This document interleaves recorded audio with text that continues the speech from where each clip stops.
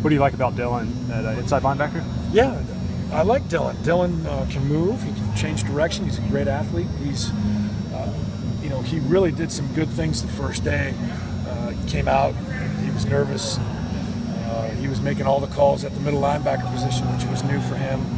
And you could see him just really calming himself down throughout the course of practice and getting better. And by the end of the practice, he was moving pretty good. When you guys were recruiting him, did you envision that move for him, or is this something just out of necessity? No.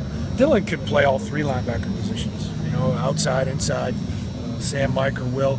And to be honest with you, the days of the big old Mike linebacker in there, them running ISO, it's not that. The game is lateral. It's quick screens on the perimeter.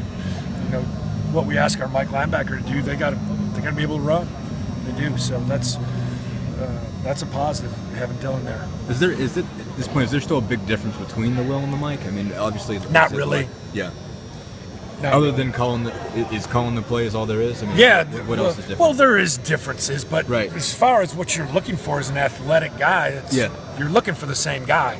That's what I'm saying. John, just how more athletic are you guys at that second level of the linebacker than you were when you got here? How much more can they run? How much more ground can they cover? And I think we've improved not only at linebacker, but at all of our defensive positions in terms of guys being able to run and change direction and move. And certainly that's so huge in our game that you got to have athletes. I always say you never see a mule win the Kentucky Derby. And so you got to have those guys, especially defensively, with what offenses are doing now with the run pass option. The linemen are blocking down the field. And it gets frustrating at times, but you got to have guys on the field that can run and make plays for you. You got some guys that are not here yet, but likely will factor and fall. Justin Martin, Khalil McKenzie. Do you hear much from those guys pertaining to just them going over the playbook and stuff, doing their own work? We'd like to think that we could talk to them or send them stuff over. Really, I mean, they need the coach there. They need to make mistakes. They need to get it corrected. I think our system is very teachable. I think our system has a lot of really good rules that those guys, once they get here, are able to just hear the language. We can get those guys ready for the first game. I'm pretty confident. Kurt Magid had a really good year. I think 12 sacks last year.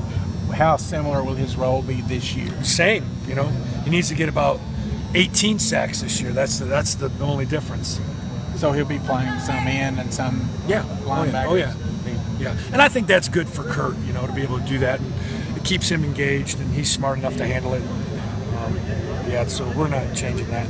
John, I think you probably were talking about it at the middle linebacker spot, or really just the other linebacker spots beyond Jalen. Who are some kind of guys you're kind of looking at and see what they can do these next few weeks? Yeah, we were looking at, obviously Darren Kirkland, but he's not playing, so he's just getting a lot of mental reps. We're doing a lot of the things with him in terms of walkthroughs. But Elliott Berry, Chris Weatherd, those guys have all, been getting reps over at the will linebacker position. So we just got to keep working, And it's so early. I mean, you have two practices in the helmets, and you think you have an idea. And I'm not kidding you, it changes when you get the pads on. It all changes. So ask me next week, and I'll have a different answer for you. Coach Jones is addressing